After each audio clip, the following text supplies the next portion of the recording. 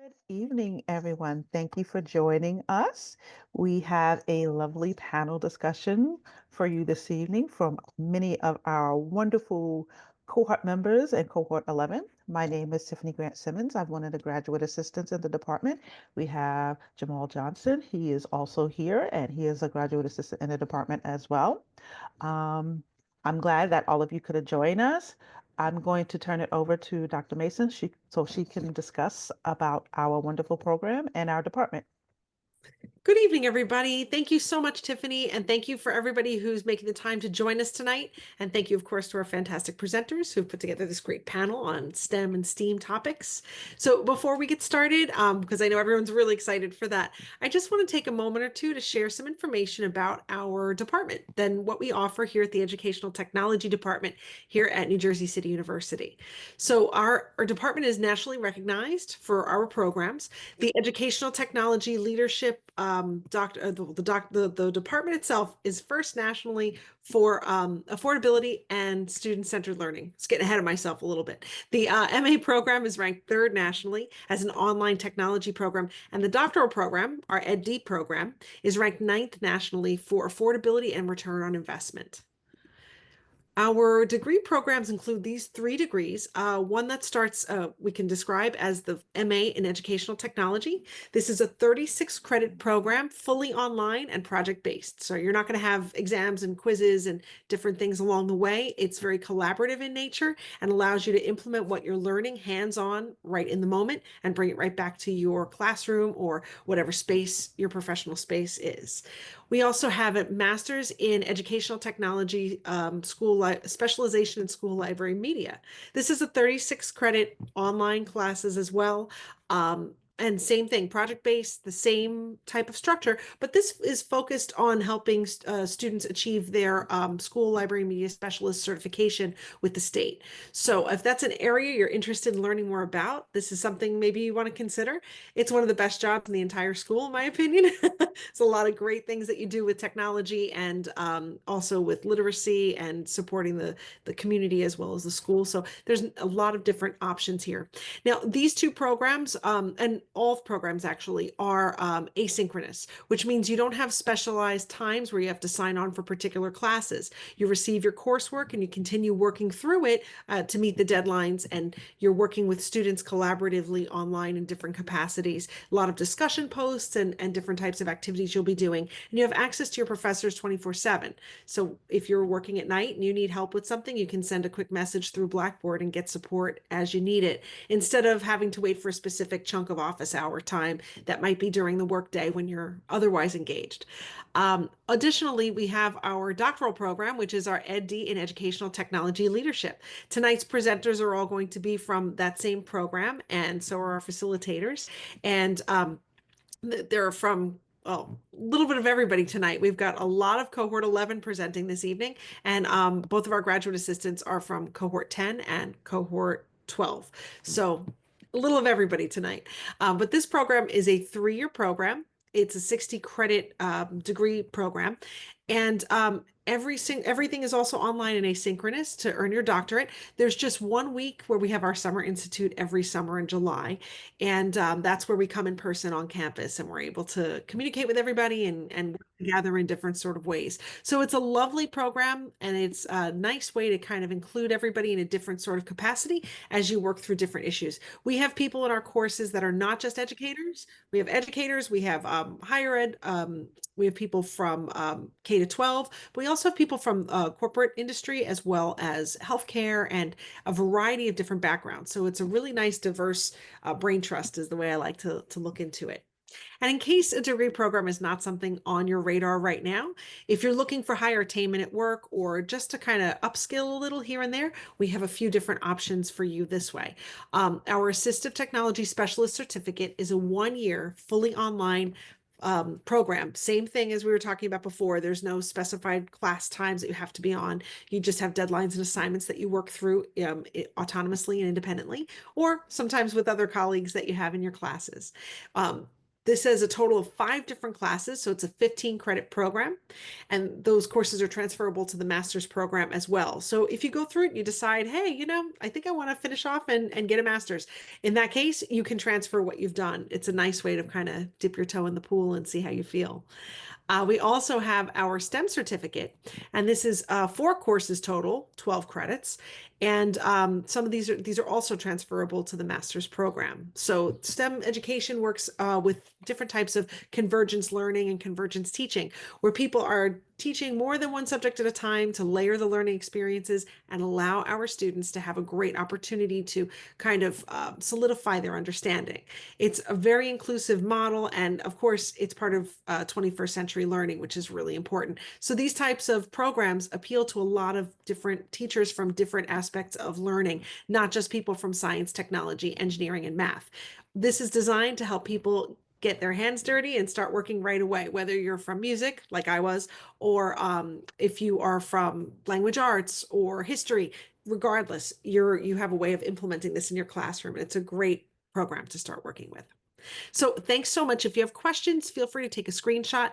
Our information is here on the bottom. I'm also going to put it in the chat.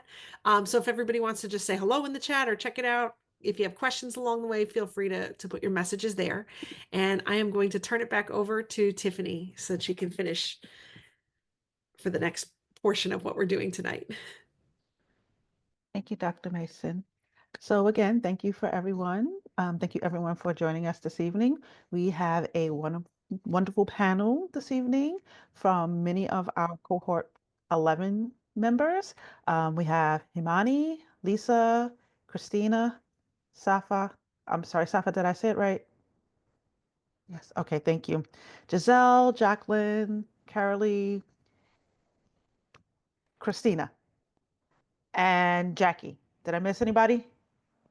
Did I get everybody? Okay, good. Thank you. All right. So without further ado, ladies, I'm looking forward to your panel. Please take it away. Thank you. Thank you so much, Dr. Mason and Tiffany. I am going to direct the first question to Pip. Christina Pipkin, otherwise known as Pip. Pip, how can schools better prepare teachers for integrating technology into STEM instruction? Yes, I think that this is something that can be applicable not specifically for STEM, but I think it's important for us to make sure we call it out just for this topic.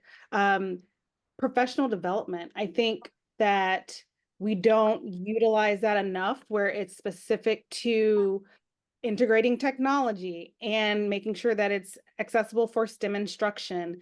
Having access to technology is different than integrating it. So providing the professional development, along with obviously having access to the digital tools, having access to best practices on how to incorporate them into your instruction, is going to be important. But that support is really what's going to differentiate a novice teacher to an advanced teacher when it comes to integration of technology.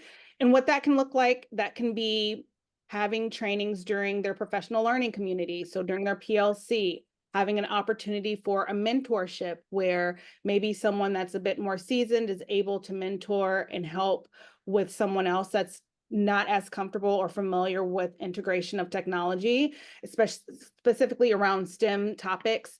But coaching is also another opportunity. So having a technology coach or someone that is available on campus to assist the teachers, not only with the initial training, but ongoing support. Because what needs to happen is ultimately that teacher needs to feel comfortable with the technology. They need to feel comfortable with that STEM instruction, and they need to be able to have someone to lean on should they stumble or need additional assistance.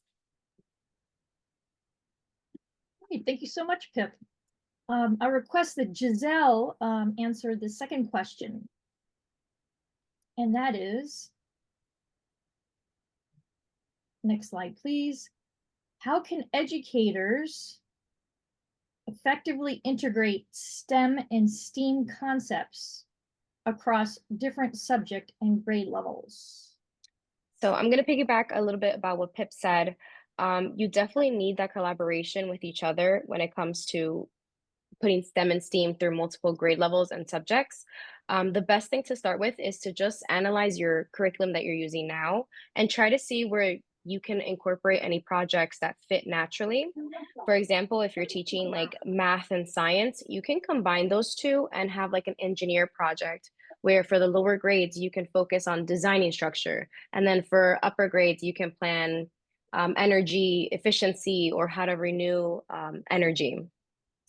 You also want to integrate STEM and STEAM concepts with real life problems like environment conservation. You can do digital media, cybersecurity, things that they're going through in their own lives at this age. It's space exploration, which, you know, we're learning about the moon. We're learning you can combine all of that together.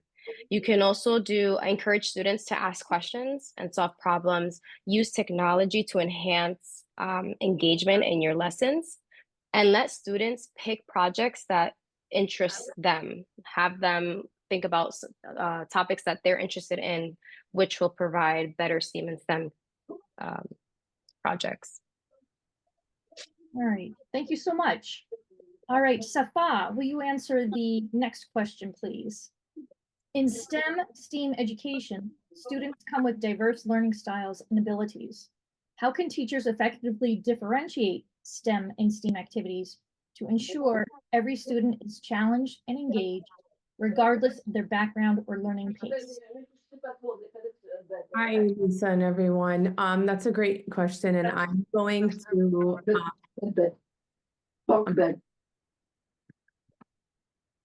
okay. I'm sorry. I'm going to give you all one word that I'm going to keep coming back to, and that word is menu. So menu is going to hit a few parts of my answer, and the first one is it's an acronym. So as educators, we want to menu, and that stands for meet every need to uplift. That's ultimately our goal, to meet every need and uplift these students.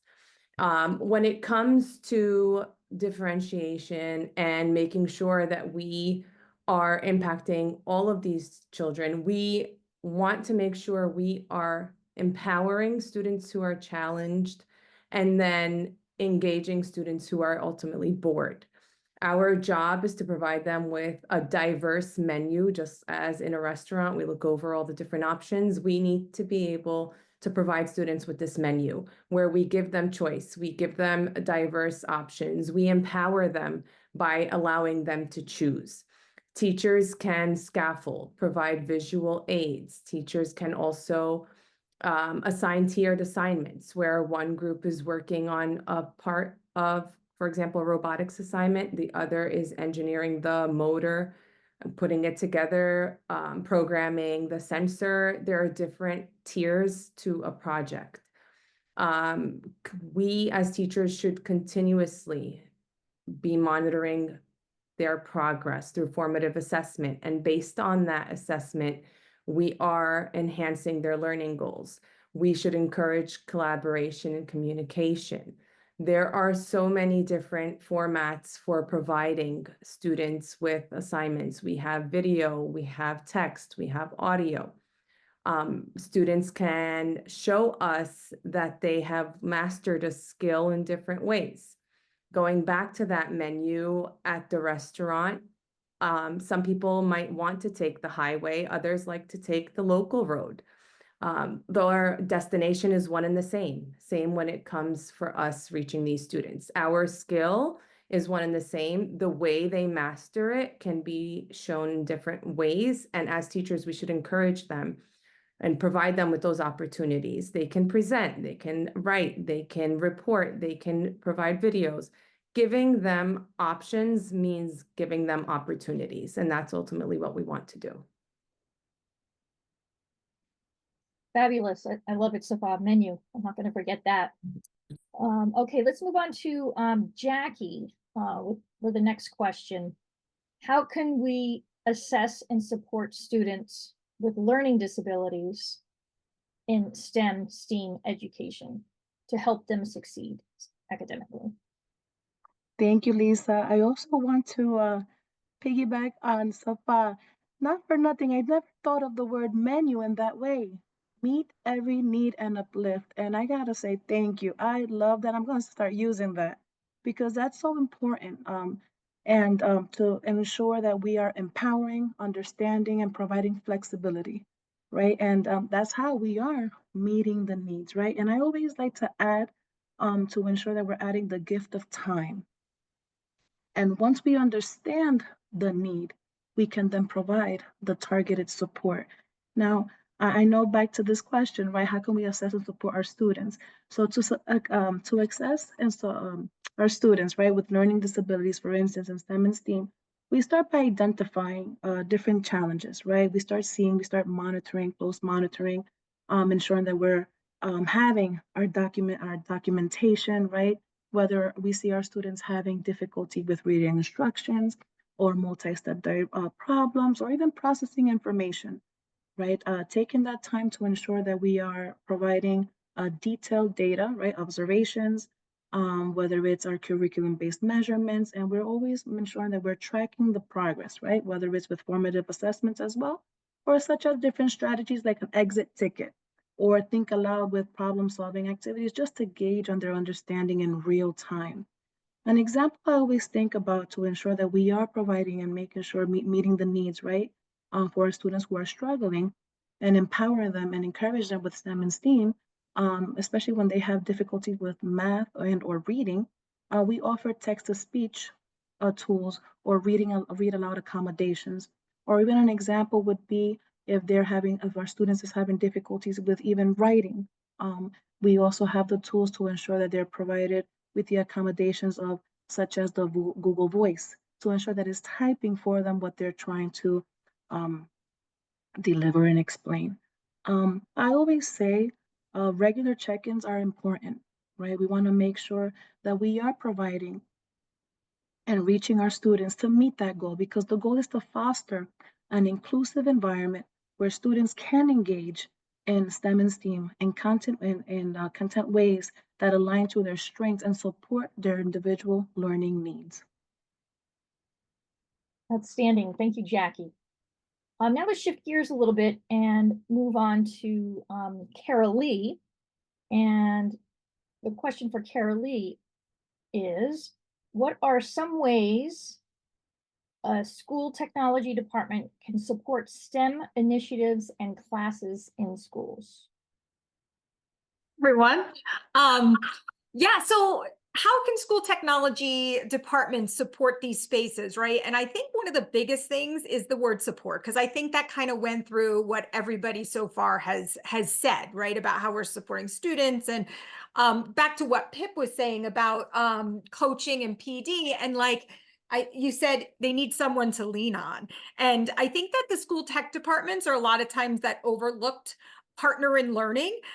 They're part of the school community, but a lot of times they're kind of doing all the stuff in the background. But the knowledge that the school tech departments have are incredible in what they're interested in and how they can help inspire kids with real world applications as well. So I really think like the key is tech departments viewing themselves as partners in learning, but also like for staff and teachers to view them as a partner in learning. So some ways they can do that is support the tech spaces with teaching teachers how to use it. Like I know 3D printers are a big thing in STEM spaces, and they're a little tricky, right? If you don't know how to use it, you're doing the filament and the extruders, and you know, the tech departments can really support teachers through that learning curve of figuring out how the splicer works and things like that, the more technical sides. Because when they have that support, when they're able to support, the teachers can build confidence to be able to use that. And then be able to confidently use it in their classroom with their students. You know, my tech guys are actually esports coaches for our middle school esports team. They're super passionate about it, and they were a big part of the initiative to try to pull it into our school. So they're working with teachers as coaches to be able to bring esports to our middle school kids. And then the other thing, I also wanted to say too, if Himani, could you pull up the new sink? So we had this great project that our kindergarten teacher had done with our team, and it was mostly the maintenance team. But this is another example of people you can use in your community. We actually did this STEM presentation on how people you can use in your community to kind of help students learn and understand. So this was a whole lesson on plumbing and how does water flow and the new sink. So you can see the teacher used Mr. Rogers' neighborhood as like the basis. And if you can just scroll down, you can see how they measured. And this is our maintenance person, Mr. Cryan, who was in the classroom using the measuring tools. Like they did all the measurements for the new sink. And if you can scroll down, they had the students doing their own measurements, right? About how much, they needed for the sink, what the size the sink could be. And if you kind of just keep scrolling down a little bit, so they added in these math elements. The students were designing, right? They're using rulers to measure out what they thought they needed for the sink. And then they talked about how does water move and the plumbing. So if you keep scrolling down, you can just see pictures of like the engagement, right? Students are moving water. Mr. Crime was under the sink with them, showing them how the plumbing and all the pipes moved. And you can see this girl right here, the video, we don't need to play it, but it kind of goes through that. And then if you scroll down a little further, the students came up with, when the sink came, like what's in the box, right? And they had to make predictions about what was in the box. They had to make predictions about why their sink was clogged and what they thought was in the sink. So it was really a cool project, and you can just keep scrolling down because when the sink actually came, you can see the pictures of him undoing all the boxes and showing them all the pieces of the sink. And this is just a great example, like, of how we can utilize people in our class. So like this particular classroom, whenever I go into it to fix a tech problem, like the teacher talks through her thought process for tech troubleshooting. So I walk in there and they're like, oh, Mrs. Gately's here to fix our computer. And the kids are like, we already cleared the cookies. We've already restarted. So what's the next step? So like, you can kind of see all these like, STEM concepts in something as simple as putting in a new sink and doing it with the kids seeing it and them engaging in the whole process. So I just wanted to bring that up as an example of one way that tech departments and, custodial and maintenance departments too can kind of contribute to the whole idea of STEM, real life STEM applications and what they're learning about in the classroom, connecting it to real life. And then the last thing I wanted to say was having the tech department at the table to have a voice in some of the purchases, because a lot of times, how many times do we have like older devices and then you get a new piece of technology and it doesn't work with the operating system or the Bluetooth doesn't work. So like having the tech department there to kind of work through, because you don't want technology to be the obstacle, right? And that's when people don't use it. So you want the tech department to be able to help and say, wait, we need to do this. Or this technology will work in our ecosystem, or we need to put our networks like this so that we can make it successful. So I think bringing everybody to the table is important to truly make the spaces successful and support them the way the teachers and the students need. Thank you so much, Caralee. That's great. I enjoyed seeing the sink. Let's navigate back to Pip and ask the question, how can hands-on STEM activities be effectively adapted for virtual or blended learning environments? Yeah, I'm actually really great that we structured this the way that we did, because the things that Caralee said are truly spot on, that real world type of applications, providing opportunities for students to be engaged, to put hands on the actual items, to be involved with the exploratory learning. I know post-pandemic, there are some places that are still completely virtual or just allow the option for remote learning, but that doesn't mean that we can't provide them with that still hands-on, kinesthetic, tactile ability to engage with science, engage with STEM, engage with all of the parts of learning. So thinking about the original question that you asked me, Lisa, about how can a school support the teachers? It goes with making sure we have the digital tools that would support something like virtual labs, Do we have the technology available to be a part of simulators? Do we have the technology for a 3D printer to Caralee's point about, are there things that the kids can be building themselves? Are there things that they can be utilizing their own knowledge of what's going on in the world around them to actually incorporate STEM and have it be a hands-on environment?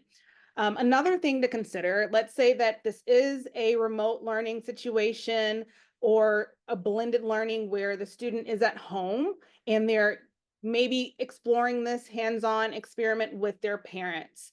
One thing that a teacher could do is provide a guide on how to use everyday household items as a way for them to explore learning. On one of the pictures that was on that website Himani was showing, Caralee was talking through with the students in their version of measurement. At first, it looked like maybe sticky notes or something like that they were using as their units of measurement. That's what they use, yeah.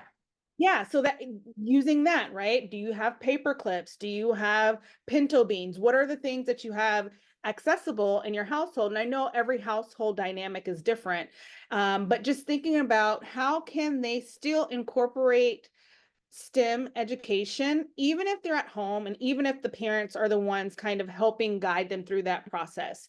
So thinking about from the school perspective, that technology department perspective, do we have access to devices that the student is able to take home? On those devices, do we have programs that allow virtual labs, allow simulators? Even going back to Gizelle's example about, engineering, and there's tons of simulators that allow the student to try out building a bridge and how does this structure work? What do they need? How many points do they need to have to make sure that the bridge is going to hold the weight?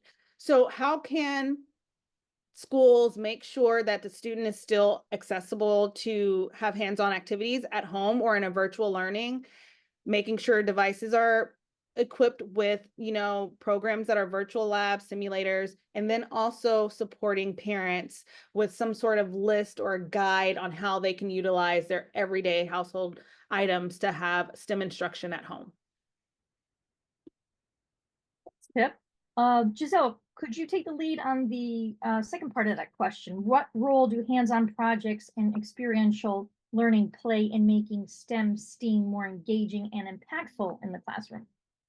Yeah, so like we saw in the kindergarten classroom, students were able to hands-on measure, they were able to see how that sink was going to fit. They saw step by step predicting in the boxes. Them measuring with their hands, that was promoting active learning. So this is something that they're not going to forget. This is going to trickle down in other things. Like, let's say the toilet gets clogged. They're going to start going through their process and they're going to say, oh, well, what happened here? Let's use what we have, right? That prior knowledge, and let's implement it into our current situation. Hands-on fosters like that critical thinking, that problem solving that we want children to do on their own. That teamwork that they did with their classroom, that's fantastic. They're in kindergarten. Like, they're learning how to like work with each other, work with someone outside of their classroom, be very welcoming. That's retention. Anything that you're touching, some people have to take notes to learn, right? So your hand, your brain, they're all working together. You're retaining information that you might not retain if someone's just saying it to you. And you're kind of like bridging that gap between that theory and practice. So they're working on their project. They get to see the after, like when they finish, and they get to see where they started and where they ended. And that is something that learners need. They need to physically see how far they have like come. And it also sparks that creativity. We don't know if that kindergarten class is going to start wanting to do other projects. Instead of doing the sink, they're going to do the door, or they're going to do their desks. They're going to figure out how to fix other things because they already have that hands-on thing. I know with my class, we did, we're studying for the NJSLS. So I gave them their math skills and their ELA skills, everything that we've done throughout the year. And I told them to create board games. And the kids who couldn't memorize like 10 facts, this week, all we did was play math board games that they created themselves. So we had like like a bootlegger version of Monopoly. We had spin the wheel. So, and these kids actually went out of their way to find anything that they needed. And when you get to see that they can do it and they're learning way more than when I'm standing up in the classroom and teaching, that's what hands-on does. It really brings out the creativity and the ability that they can retain the information. Excellent. Thank you so much, Gizelle. All right, our next question will be steered towards Jackie. And that is, in what ways can technology be leveraged to provide personalized learning experiences for students with learning disabilities in STEM and STEAM fields? Thank you. Echoing everyone's responses, right, with the importance of hands-on experiences that promotes and fosters active learning, right? I always encourage, even when meeting and discussions with teachers, and even during our meetings, right, making sure that not only we are meeting their needs, but it has to be meaningful, ensuring that we are providing visuals, right? Supporting our students with hands-on experiences, manipulatives, giving them that extra time, that support, ensuring that we are breaking tasks in small segments to ensure that they are building on their critical thinking skills, right? Taking that time, because that's why I always emphasize the phrase that I mentioned earlier. There's nothing like the gift of time, and ensuring that we are giving the support needed for our students. Technology plays a key role in providing personalized learning experiences for our students with learning disabilities, right? Personalized learning, I always remember as it's tailoring their learning experiences to meet their unique needs, right? And making sure that we are building on their strengths, continue building on their strengths, not focusing on the areas that require that extra support, right? But building on their strengths, because at the end of the day, I always encourage, even during our meetings, we want to make sure that we are building their self-esteem as well, right? So technology makes this possible by offering tools and resources that can adjust to individual learning styles and challenges. Some examples may be text to speech, all depending on our students' needs, right? If they are having difficulties with reading or reading books, assignments, or instructions out loud. Another example would be like what I mentioned previously, speech to text tools like the Google Docs voice typing. It encourages students who struggle writing to speak their thoughts, and the software converts them into the text, right? Another suggestion would be interactive learning platforms, such as subjects with math or coding, right? Because it's adjusting into real-time experiences our students' level of understanding, providing lessons and practices that match or that are aligned to their needs, right? And ensuring that the students can show their progress at their own pace while receiving extra support and guidance when necessary. Overall, I always highlight, right, that technology not only provides the accommodations for our students with learning disabilities, but it also allows for customized learning experiences that adapts to their individual learning needs to help them thrive in STEM and STEAM fields. Thank you so much, Jackie. Thank you. Appreciate your response. And we'll move on to Safa, building off that question. How can teachers effectively use technology to differentiate STEM, STEAM instruction and provide personalized learning experiences? Thank you, Lisa. Technology has definitely come a long way. Just looking back to not even the past decade, but just the past couple of years. As teachers, I know we use lots of technology. And again, the advancement, the changes, unbelievable. One of my students asked me last week, they said it as a joke, but it dawned on me like, wow, technology has come a long way. They're like, did you have a Nokia when you were younger? And I'm like, oh my God, I did. And I'm like, wow, the flip phone till today's like Apple phones and Samsung phones. And it's like, what a difference. Like technology has definitely come a long way. And we can use that. We can use that for ourselves to help and empower these students. And we can use it for the students to encourage them, to give them tools to succeed. We can have all these adaptive learning platforms that adapt to a student's progress. Those just blow my mind away, from Khan Academy to Code Academy to other online platforms. They adapt to students as they learn, so students learn at their own pace. We have Google Docs and Microsoft Teams, where you can have students work together to collaborate on the same document, to teach collaboration. When it comes to virtual labs, which are safe and engaging and are great for students who wouldn't otherwise be able to access these labs, or for fear of safety concerns, we have video editing software that enables students to unleash their potential and their creativity. We have so many platforms that offer personal challenges through gamification. There are so many ways teachers can enhance technology and implement it in their classrooms to meet the needs of all these students. The list goes on, and I know Himani has a very, very resourceful Canva doc she's going to share with everyone, slideshow, that has all these resources. Great. Thanks so much, Safa. That was wonderful.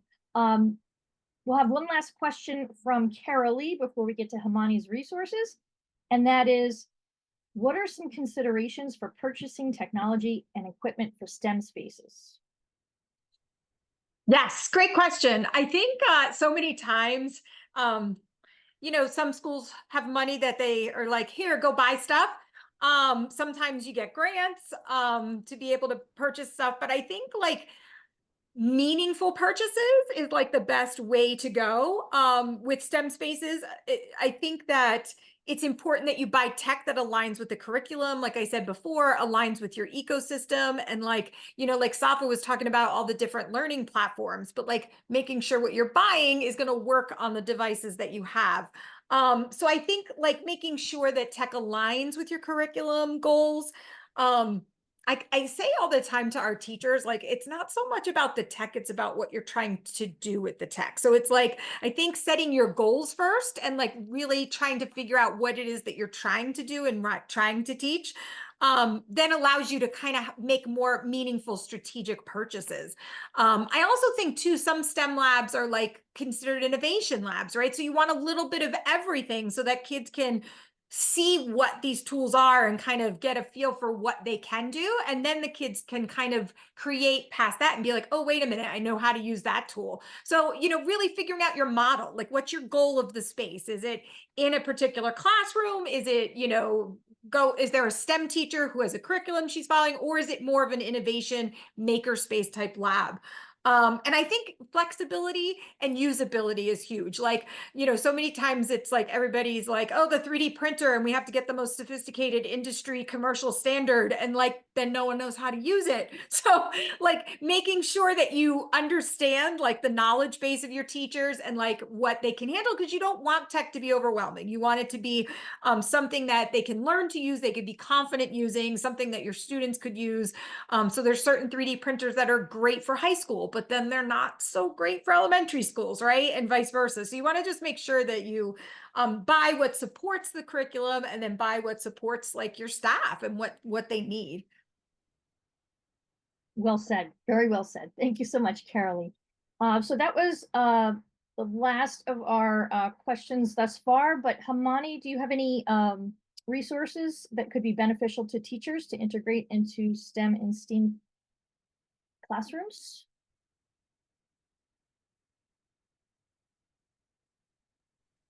Thanks, Lisa. Yes, I do have a list of resources that I would like to share with everybody. This is by no means very comprehensive, or these are the ones. There's a whole lot of resources that are out there that are helpful for teachers. What I've done here is that I have online tools that educators can use, And then I have websites that educators can use, online tools where you can actually start with your kids, students in the classroom, and you can work with them in, on their own devices, or there are apps that you can use with your kids. Websites, when I say for educators, means that these are where you can find lesson plans, or you can find videos or projects or hands-on activities that you can implement in your classroom. Most of the time, we are kind of, we don't have the resources that sometimes all these apps talk about. We all know the reality of classrooms. We have limited resources. So if you have a lesson plan and you have some resources, you can definitely tailor it to what you have, what materials you have. Especially if you're doing STEM activities, you can definitely tailor them to the needs of your kids, depending on what you have at hand. I do a lot of, I'm a science and STEM teacher, so I do, STEM activities. And sometimes I'm looking at these whole list of things that you need to do a project, and I'm like, oh, no, no, no, I just can't do this. So then for those reasons, so I'm going to move my slide. Also, I have included the QR code for this presentation if you want to take a picture later. That way you're not worrying about where am I going to get these resources from. So, okay, if I can move this. All right, so here are some online tools. I'll briefly describe some of these. I'm sure as teachers, you've pretty much used a lot of these. So the first one is code.org. Code.org is basically a free coding and coding education students for all ages, and it basically helps them understand concepts of computer science, and it offers a variety of interactive, lessons, tutorials, and resources to teach coding fundamentals and computational thinking. There's also Tinkercad. Tinkercad is a 3D design tool that can be used to introduce students about engineering, design, and technology. It's a great platform for building 3D models and for learning basic electronics.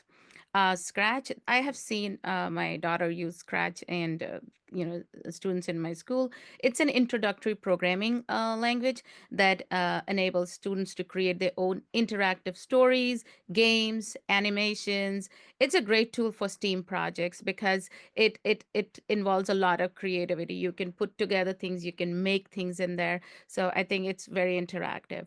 Kahoot and quizzes are two things that, as a teacher, I've used a lot. Quizzes is just allows teachers to create quizzes and interactive activities. A great way to review things if you're doing a STEM project and you want your students to remember something. Great way. Kahoot is the same thing. It's a quiz-based platform. It helps educators, make some, engaging STEM quizzes and games that the kids can play in the classroom. Arduino and Raspberry Pi. I haven't used it, even though personally my daughter is kind of trying to code with Raspberry Pi at home, um, all with my husband's help, not mine. Um, but so these are hardware that you can actually purchase, and this is useful for teaching coding, electronics, and computer science. Well, this is kind of not something that is free. You have to buy a kit for it, and then I think Caralee, it probably has to go through the technology department and all that.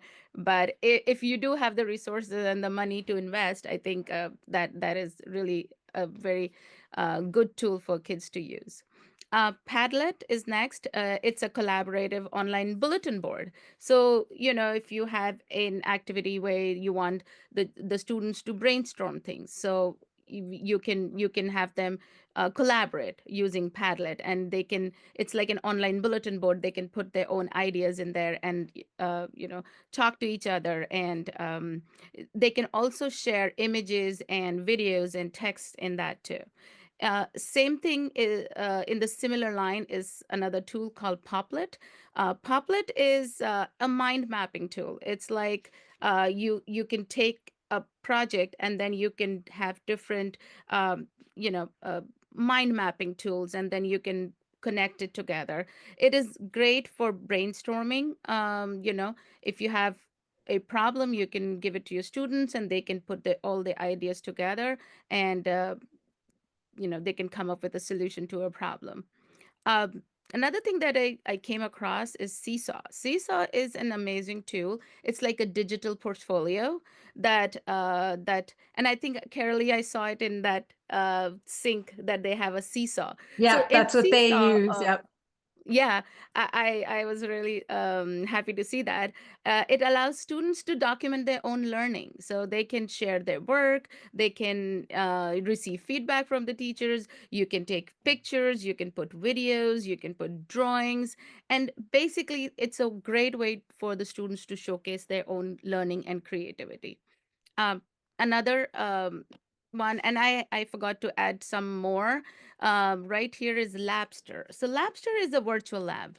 Um, Virtual lab is something that allows students to try out activities in a safe environment. I think, Safa, you talked about them briefly in your discourse. So it was I have used Labster. There is something called FET Labs, PHET Labs, and Chem Collective, and many more.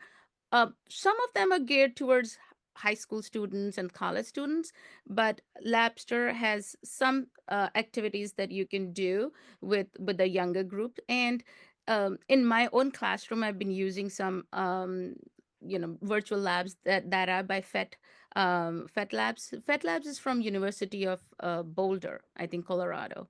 That it's an initiative from there. My kids love using anything to do with technology. It's a win-win. Two, if they can manipulate variables and see what they can do, even if it's like increasing something, decreasing something, and seeing what is the effect. It's a safe way to do a lab. You are not using equipment that is cost a lot of money. Some of these labs are free, and Labster obviously comes with a subscription, and that has to go through the district and all that. But there you can, here and there, you can find activities that are free and online that the kids can do. I love virtual labs. I do them often, and I'm going to be probably working on virtual labs for my dissertation as well. So I've been exploring a lot of these. And lastly, here is Tinker. Tinker is another coding, um, you know, it offers coding courses for students and teachers.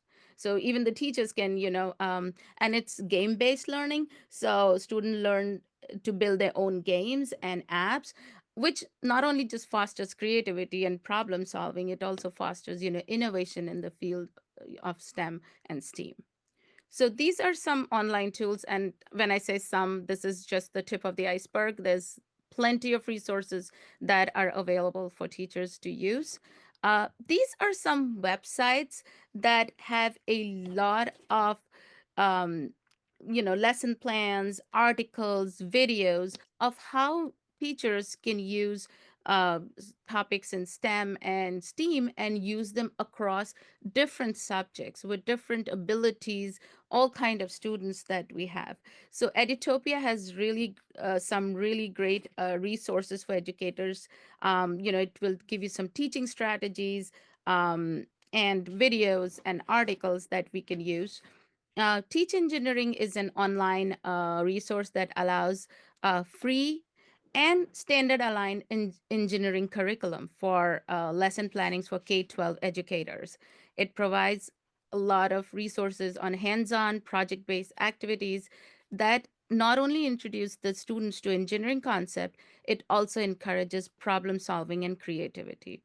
Similarly, MakersBot STEM Resources is a collection of educational materials and tools that are designed to help educators integrate 3D printing technology. I think, Caralee, you were talking about the 3D printing. I think it's quite fun. I haven't used it personally, but I have had somebody bring a 3D printed things to class, and the students they were quite stoked about it, that they can create a 3D object with just a printer. So this is, I think, very cool. EdSurge is an online platform that provides news, research and resources and it offers a lot of insight on the latest trends and tools and solutions that can help the educators. STEM.org is a UK-based site that provides lesson plans and professional development opportunities for STEM educators. So you can get a lot of support with tools and strategies to enhance your STEM teaching. STEAM Powered Family. This is a website that I came across and I use it a lot in my own classroom. These are just simple activities of what you can do. Simple things, how you can just use everyday articles like, straws and like pipe cleaners and like paper towel tubes and, just some of those things that you can put together and use it in your classroom. They're not expensive things. Those are things that we normally have in a classroom. So that just works for me because they have very good ideas. Similarly, this is Science Buddies too. It has very nice STEM activities that you can do without spending a lot of money because I know there are budgetary constraints in every district. Similarly, Exploratorum is a museum of science, technology, and art. It offers resources for teachers to engage in STEM and STEAM learning. It provides a lot of interactive activities and lesson plans and resources. I would say the same for NASA's, sorry, I moved.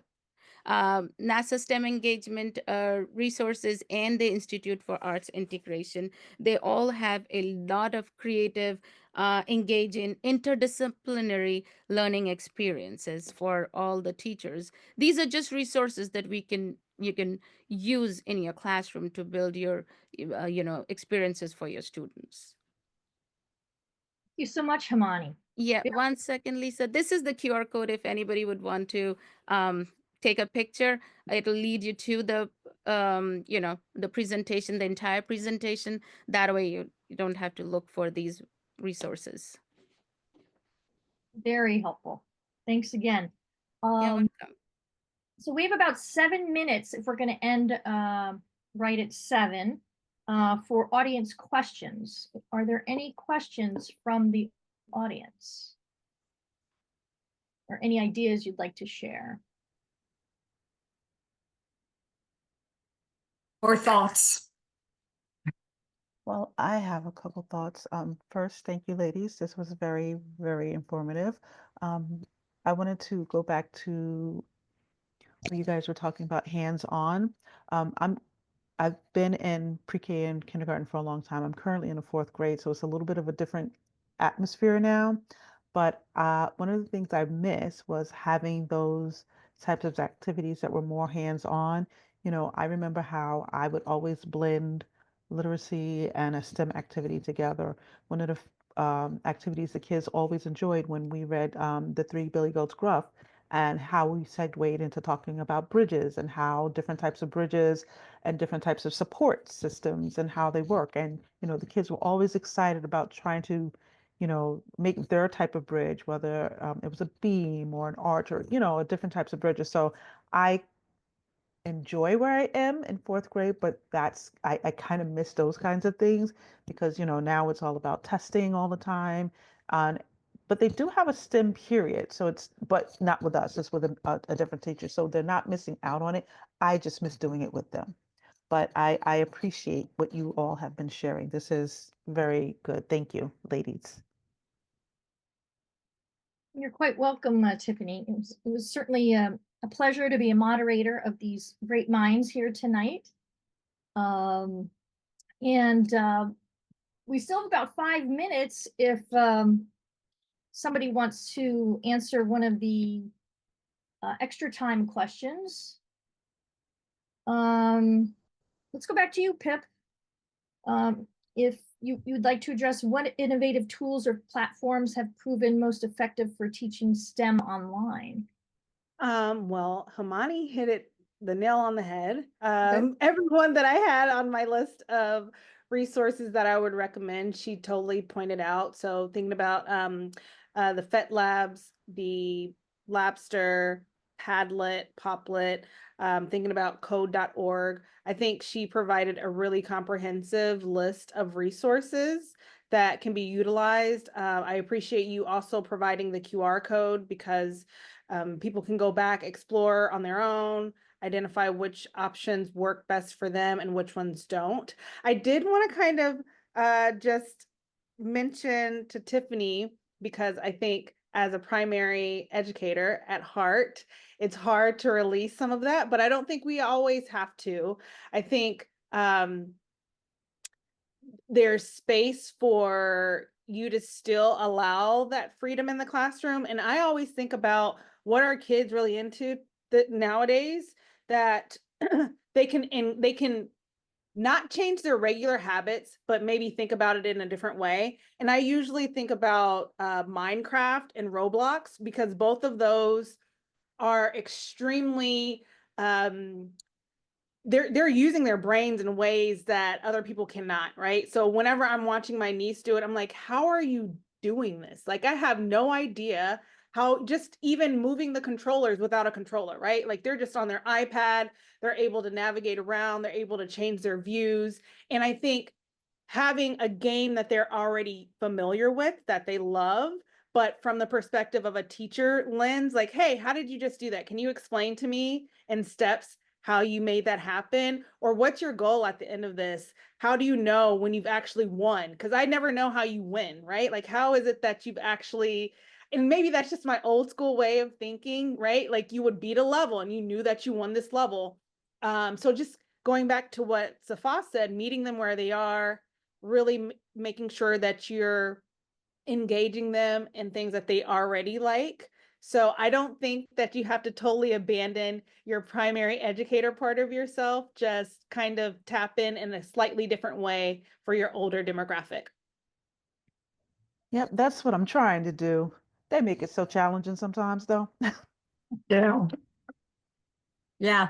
And Nice. like, I think just to, piggyback off Pip, like those organic opportunities, like you said, what they're interested in, like the sink project was they needed a new sink, it was clogged. And then the teacher, and I think that's why it's important for teachers to like feel the freedom to be able to pull in parts of the curriculum, because then she built science and math. Those are all kindergarten standards, and she revolved it all around this STEM project. And she does that a lot, which I think is so cool to be able to say, hey, wait a minute, where can I pull in my standards and connect it to something real and tangible? It's also making it relevant, connecting world issues. A lot of times students ask, why do I need to know this? How is this going to help me? Making that connection, making it relevant, they are able to see how it's in fact implemented in the real world and how they can make use of this information. Excellent. Well, we are at 6:59. Tiffany, do you want to say any last words, or can we squeeze in one more question? Sure, you can squeeze in one more question, not a problem. Okay. Safa, I'd like to hear from you about how educators can create a STEM curriculum that is culturally responsive and addresses the diverse backgrounds of their students. I know you touched on that a bit. I did, and I'll touch on it again. We're going back to our menu. We want to try to meet every need to uplift. And when we go to a restaurant and we are provided with a menu, we see all the different options. We have the vegetarian, we have the gluten-free, we want to keep that in mind. We want to make sure that every population is seen. I can tell you from a personal standpoint, this year we are celebrating Ramadan, and I have never, in all my years here in America, I was born and raised here, I have never seen such a big representation of Ramadan. I see decorations at Target, at Walmart. I see municipalities putting up the crescent. And for me as an adult, I'm like, oh, wow, I feel seen. Imagine what that would do to students in your classroom, just making sure that they are seen. Students want to feel relevant, just like they want to know why they're learning, how is it important? They want to highlight their importance. We should embrace their differences, celebrate their differences, and again, just provide an atmosphere that is culturally diverse and accepting of all students, regardless of their backgrounds. Well said. Thank you so much, Safa, and everyone else on this panel tonight. And thank you everyone for coming. And Tiffany, would you like to conclude our evening since we're at 7:01 actually? Sure, not a problem. Once again, thank you, ladies, for all of the information. It has been extremely thought-provoking and very interesting. Especially, I wanted to say something about the menu. Never really think about it that way. So, giving me more food for thought to do different things in my classroom. I'm always trying to make sure the kids are learning and engaging them, but that's another way to think about pouring more into the kids. So thank you for that, ladies. If no one else has any other questions or comments, again, I want to thank everyone for joining us. We do have another webinar coming up in about 2 weeks or so.